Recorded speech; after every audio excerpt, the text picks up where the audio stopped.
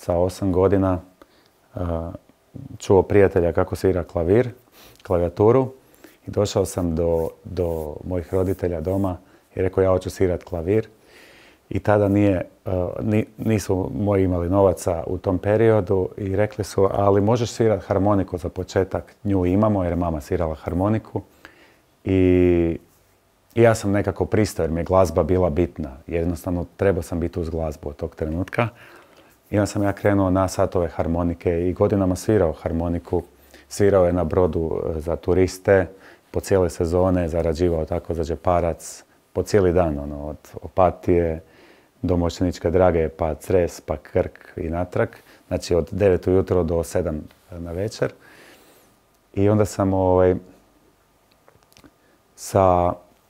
kasnije tek došao u priliku da krenem baš oficijalno na satove klavira, ali nisam odustajao od svog sna. Iako je okolina oko mene zapravo bila vrlo onako sumnjičava. Prekasno ti je, nećeš stići, to si trebao od 4., 5. godine da bi mogao postati pijanist i tako dalje. Međutim, to nešto što sam ja u sebi osjećao, ta želja, ja sam sanjao. Sjećam se sna da sviram doslovno s 2 ruke, pravo onako pijanistički. I ostvario sam svoje snove. Evo, postao sam pijanist malo kasnije. Mislim, zapravo u roku, ali samo zato jer sam valjda toliko bio lud i vježbao po cijele dane i noći. I mislim da je bitno nikad ne odustati od snova, jer koliko god prepreka na putu da imaš, koliko god se sve može činiti suludo, neizvedivo i koliko god ti ljudi oko tebe govore da je nemoguće, prekasno. To su samo njihovi strahovi, njihova iskustva. Ima jedna super rečenica, sve genijalne ideje imaju usamljena djetinjstva, jer jednostavno šta god da mi pomislimo, odlučimo, vidimo, nitko oko nas to ne može zapravo doživjeti.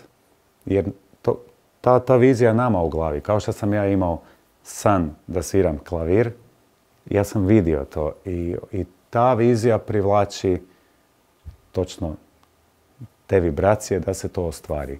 Tako je sa svime.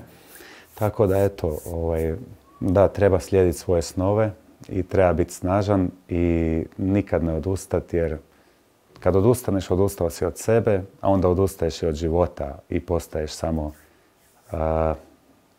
neka blijeda slika ili kopija onog što si trebao biti. A onda to baš nije neki osjećaj. Odnosno, ne bi volio biti u tom osjećaju nikad. I hvala Bogu, evo, da mi se sve tako posložilo, da su se moji snovi ostvarili, odnosno da se ostvarili.